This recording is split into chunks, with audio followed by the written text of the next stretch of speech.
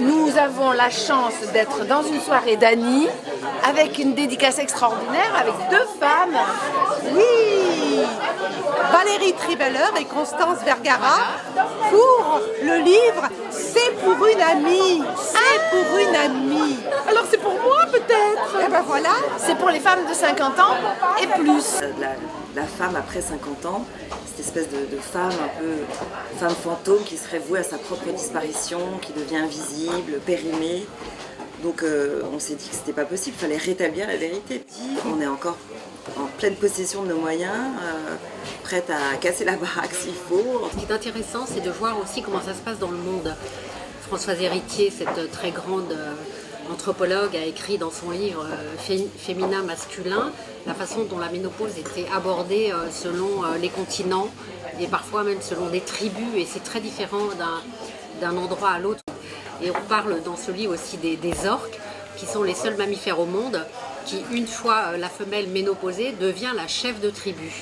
Et nous, on a voulu montrer que les choses pouvaient s'aborder de façon totalement positive et que nous sommes toutes des orques à ces 50 ans. On avait envie d'autodérision et d'humour. En tout cas, moi j'ai adoré le livre. Je l'ai lu 2 fois. Franchement, bah oui, c'est drôle, c'est vrai, c'est extraordinaire. Non, alors ce qui est important dans le livre, c'est qu'on n'est pas du tout fâchés que les hommes. Pour nous, c'est la liberté. Pour nous, c'est la liberté. Si on veut rompre la solitude, c'est pas difficile de trouver quelqu'un. Mais c'est vrai qu'il y a un parfum, une ivresse de liberté, parce qu'on, Valérie et moi, on a été mariés toutes les deux, beaucoup de nos amis l'ont été aussi. Donc quand on a été mariés 10 ans, 15 ans, 20 ans, et tout à coup on se retrouve célibataire à l'orée de cette décennie, c'est ça la liberté. Après, on est d'accord, il n'y a rien de mieux que l'amour. Et on est journaliste, on a aussi un peu enquêté autour de nous et au-delà.